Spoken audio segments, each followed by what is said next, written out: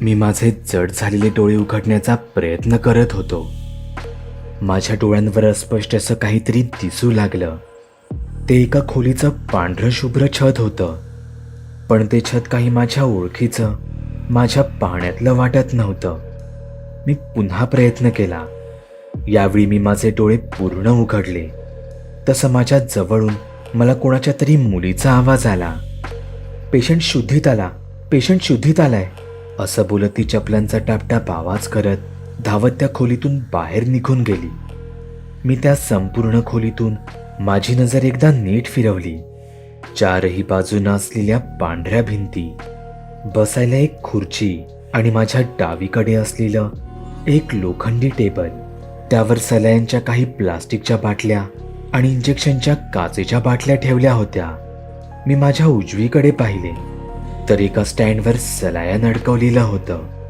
मी एका हॉस्पिटलमध्ये होतो. पण मी इकडे आलोच कसा? माझ्यासोबत नेमकं काय घडलं होतं? मी डोक्याला ताण देऊन आठवण्याचा प्रयत्न करू लागलो. तेव्हा मला सर्वात आधी आठवली ती मुलगी, ती जंगलातील मुलगी, जिने मला वाचवण्याच्या प्रयत्नात पिस्तुलीतील सुटलेली गोळी तिच्या छातीवर झेलली होती. तिची ती माझ्याकडे पाहत असलेली पाणावलेली नजर. मी त्या मुलीचा विचार करतच होतो तेवढ्यातच पांढऱ्या कपड्यातील एक इसम त्या खोलीत शिरला. मानेभोवती अडकवलेला स्टेथोस्कोप पाहता तो नक्कीच डॉक्टर असल्याचं कळलं. त्याच्या पाठून एक मुलगीही त्या खोलीत शिरली. डॉक्टरने माझं मनगट त्याच्या हाताच्या 3 बोटांनी अलगद दाबून धरलं. तो माझ्या मनगटाची नाडी तपासत होता. काय म्हणतोय पेशंट? आता कसं वाटतंय आपल्याला? मी चेहऱ्यावर कोणतेही भावना आणता त्या डॉक्टरकडे पाहिले. त्यांच्या तोंडावर पांढरा मास्क लावलेला होता, पण त्यांचे बोलके डोळे त्यांच्या मास्क पाठी लपलेल्या चेहऱ्यावरचा आनंद डोळ्यांतून सांगत होते. माझी नजर डॉक्टरांच्या पाठी उभ्या असलेल्या नर्सकडे गेली. तिनेही डॉक्टरांच्या बोलण्यावर गोड हसून माझ्याकडे पाहिले, पण मी त्यावर काहीच प्रतिक्रिया दिली नाही. मी अजूनही माझ्याच विचारात हरवलो होतो. ती मुलगी, त्या मुलीचं काय झालं? मुलगी? कोणती मुलगी?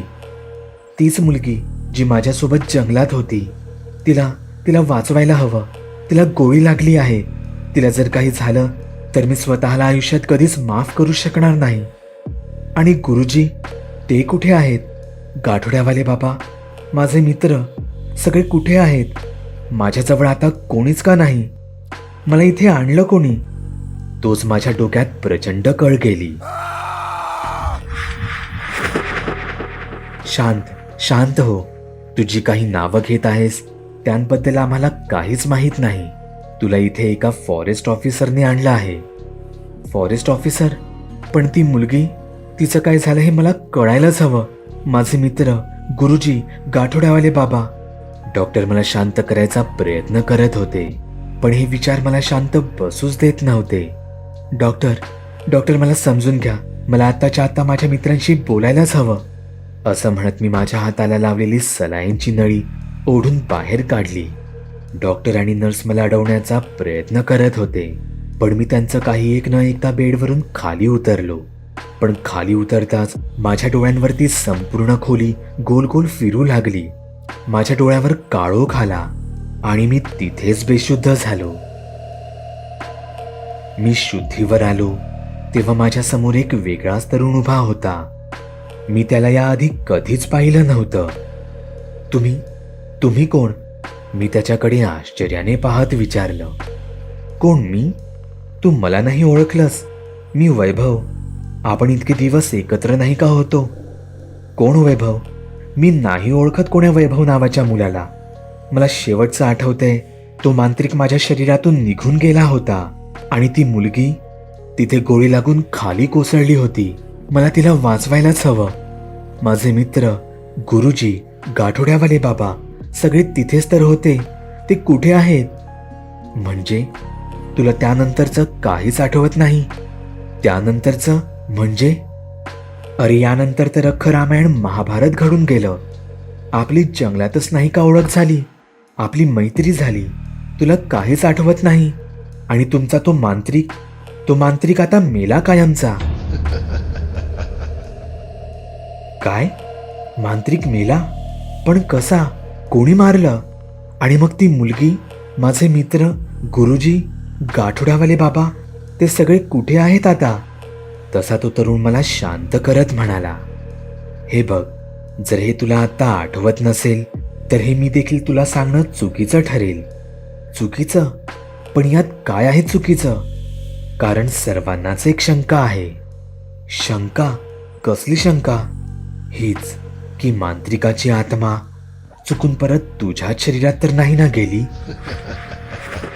तसं असेल तर तुझ्याच नाही, तुझ्या जवळच्या सर्वांनाच तुझ्यापासून धोका आहे.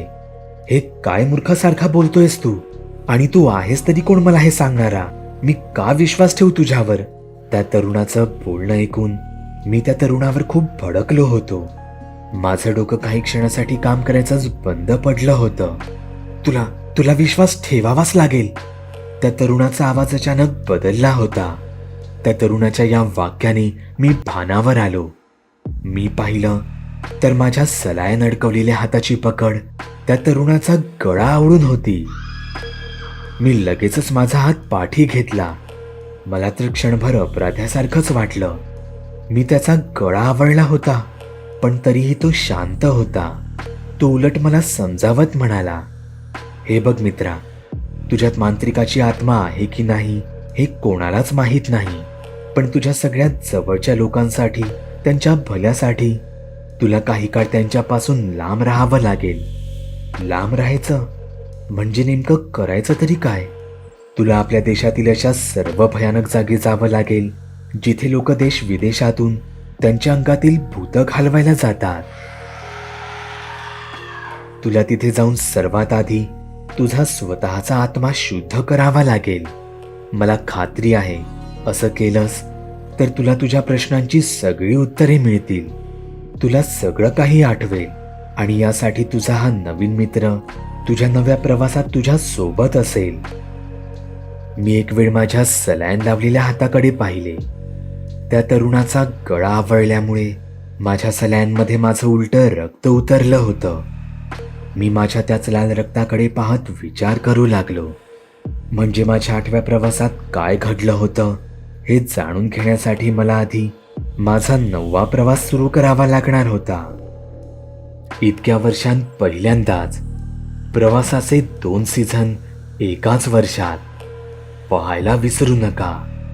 प्रवास सीझन 9वा आणि त्यानंतर प्रवास सीझन 8वा. भीती रात्रीच्या एका प्रवासाची, फक्त बागुलबुवावर.